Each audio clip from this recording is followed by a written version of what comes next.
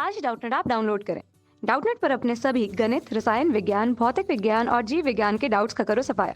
बस प्रश्न की फोटो खींचो, एक ही प्रश्न को क्रॉप करो और तुरंत वीडियो सोल्यूशन पाओ। अभी डाउनलोड करें। नमस्कार दोस्तों, हमारा प्रश्न है कि आवर्त सारणी में सी, एस आई और जीई के स्थान की विवेचना कीजिए तथा निम्न गुणों के आधार पर इसकी चर्चा कीजिए। तो दोस्तों हमें तीन विकल्प दिए गए हैं, इसके आधार पर हमें इसके गुण बताना है। सबसे पहला है इलेक्ट्रॉनिक विन्यास, विद्युत ऋणात्मकता और आयनन विभव। तो दोस्तों सबसे पहले हम इसका रासायनिक सूत्र लिख लेते हैं जो कि हमें प्रश्न में यौगिक दिए गए हैं। तो दोस्तों हमारा रासायनिक सूत्र कुछ इस तरह से हो जाएगा, जिसमें दोस्तों हमारा जो पहला यौगिक है वो हमारा पहला यौगिक कौन सा है? ये दोस्तों हमारा है कार्बन। ठीक है, और दोस्तों जानते हैं कि हमारा कार्बन कौन से वर्ग का समूह का तत्व है? ये दोस्तों हमारे वर्ग 14 समूह के तत्व हैं। ठीक है, और इसका जो इलेक्ट्रॉनिक विन्यास होता है, या फिर हम इसको कह सकते हैं कि इसका परमाणु क्रमांक जो होता है दोस्तों, वो होता है कितना? ये होता है दोस्तों हमारे कार्बन का 6। ठीक है, उसी तरह से दोस्तों हमारा जो दूसरा तत्व है वो है एसआई, जो कि हमारी सिलिका होती है। ये भी दोस्तों हमारे वर्ग 14 समूह के तत्व होती है, और इसका जो परमाणु क्रमांक होता है वो कितना होता है? वो होता है दोस्तों हमारा 14। ठीक है, अब दोस्तों हमारा जो तीसरा एलिमेंट है वो है हमारा जीई, जिसे हम दोस्तों जर्मेनियम के नाम से जानते हैं, और इसका जो परमाणु क्रमांक होता है वो कितना होता है? ये होता है दोस्तों हमारा परमाणु क्रमांक 32। ठीक है, तो इस तरीके से दोस्तों हमने अपने तीनों यौगिकों के परमाणु क्रमांक जान लिए। अब दोस्तों हमें सबसे पहला पूछा गया है कि इलेक्ट्रॉनिक विन्यास, तो हम एक एक करके इनके इलेक्ट्रॉनिक विन्यास देख लेते हैं जो कि हमें पहले गुण में पूछा गया है। तो दोस्तों इसके इलेक्ट्रॉनिक विन्यास कुछ इस तरह से हो जाएंगे। इलेक्ट्रॉनिक विन्यास, जिसमें दोस्तों हमें सबसे पहला तत्व है जो है कार्बन, और दोस्तों हम जानते हैं कि कार्बन का परमाणु क्रमांक होता है 6। तो इसके इलेक्ट्रॉनिक विन्यास कुछ इस तरह से लिखे जाते हैं: 1s2, 2s2, 2p6। माफ कीजिए दोस्तों, यहाँ पर हमारे 2p पे कितने इलेक्ट्रॉन हो जाएंगे? 2p पे इलेक्ट्रॉन हो जाएंगे 2। तब यहाँ पर s पे 2 इलेक्ट्रॉन, 2s पे 2 इलेक्ट्रॉन और 2p पे 2 इलेक्ट्रॉन, तो टोटल हमारे पास 6 इलेक्ट्रॉन हो गए। तो इसका इलेक्ट्रॉनिक विन्यास के p कक्षक में कितने इलेक्ट्रॉन होते हैं? 2 इलेक्ट्रॉन होते हैं। ठीक है, उसी तरह से हमारा जो दूसरा तत्व है दोस्तों वो है हमारा सिलिका, जिसका परमाणु क्रमांक होता है कितना? 14। ठीक है, तो दोस्तों इसका जो इलेक्ट्रॉनिक विन्यास होगा वो होगा हमारा 1s2, 2s2, 2p पे 6 electron, 4s2, 1s2, 2s2, 2p6। माफ कीजिए दोस्तों, ये हो जाएगा हमारा 3s2, 3s2, और ये क्या हो जाएगा? 3p पे कितने इलेक्ट्रॉन? 2 इलेक्ट्रॉन। तो इस तरीके से हमारी जो सिलिका होती है इसके बाहरी कोश में p कक्षक में इलेक्ट्रॉन भरे जाते हैं, जो कि 3p कक्षक में कितने इलेक्ट्रॉन है? 2 इलेक्ट्रॉन। उसी तरह से हमारी जो तीसरा यौगिक दोस्तों वो है हमारा जी, जिसे हम जर्मेनियम के नाम से जानते हैं।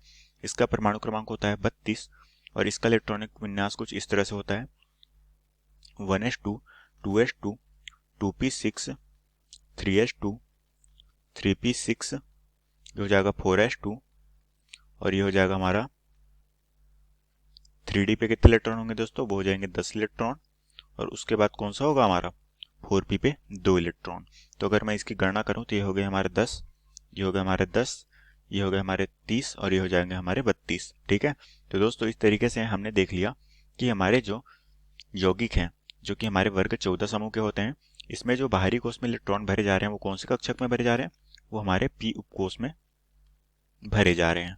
ठीक है, अब दोस्तों हमें इसके दूसरे गुणों की चर्चा करनी है जो कि है विद्युत ऋणात्मक। ठीक है, तो दोस्तों हम जानते हैं कि हमारा जो विद्युत ऋणात्मकता गुण होता है, विद्युत ऋणात्मक, वो क्या होता है दोस्तों? हमारे आवर्त सारणी में, जो कि हमारी आधुनिक आवर्त सारणी है, इसमें दोस्तों हमारा जो है आवर्त सारणी में बाएं